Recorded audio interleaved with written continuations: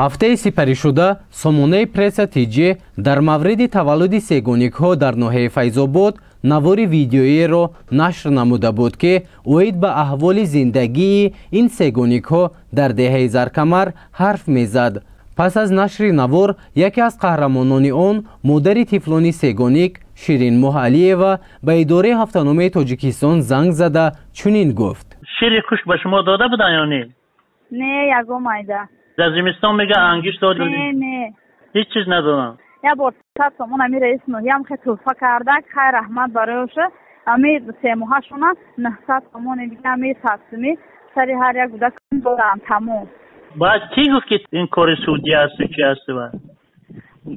خلیفه و امور رئیس زنان میگه که نه ما گفتم بوده کم میگیرم گفتم میرم گفتم امو دهن در جناب دا گفتم نخواه از نپرسه که برای چی آمدی گفتم شما گفتم تامین نکنین اگون اقلان دو ساعتی زمین گفتم دامی در رایان بتین نه سبب که همی سلامتی نیست گفتم نزدیکی پدر مادرم دا گفتم در همه جا خیلی تو وقتی هستن دیگه همچنان نگه گودکو تنه گینه را اوجا شو تای کار میگیرم نگه میبرن ترمش میکنم میمونی میگه برای پیش جناب رفتم برای زمین گفتم آدمو را سود میکنم میگه که نرا میگه اوجا کجا میره میگه نه وقتا تو با زدی حکومت برآمده میگه گفتم من همون رئیس رو گفتم رئیس جماعت مونه میگه که در درون شهر میگه برای شما جای نیست میگه همونجا چی بدی دارد اگر زمین تحتیج کم نکو ما در فرق نداره گوجه که مثل خونه شد و آباد میشوه من سلامتی مغز نیست و کمر اینه می احسابیم سلامتی نبودن این 10 سال شد ما در خانه پدر و مادرم در امیجه ما روز شب بگم خیلی خود بفهمی خونه کنیم من کسال میشم مخی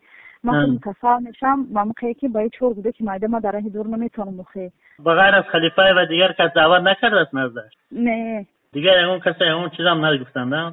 نه یگان کمک هم به شما نرسید است بعد از برآمدی؟ نه یگان مایده اما یک بار ای بود رئیس نوحی یادیم 4 فطر روزه رویم کردگیه خواهی بودین؟